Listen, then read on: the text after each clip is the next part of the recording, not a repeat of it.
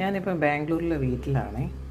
അപ്പോൾ രാവിലെ ചായ ഇടാൻ നോക്കിയപ്പോൾ ഇഞ്ചിയില്ല. ഇത്രയും ദിവസം ഞങ്ങൾ ഹോട്ടലിലായിരുന്നു. താഴെ പണി നടക്കുകയാണ്, ഗ്രൗണ്ട് ഫ്ലോറിൽ ചെറിയ പണി, ഓൾട്രേഷൻ പണികൾ, നല്ല ശബ്ദമൊക്കെ ഉണ്ട്.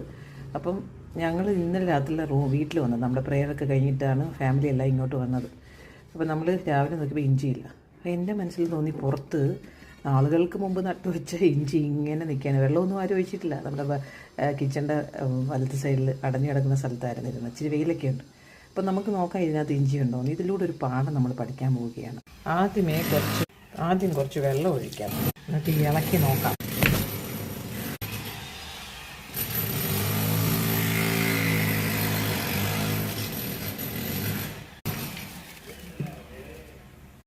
ഇത്രയും സാധനം കിട്ടി.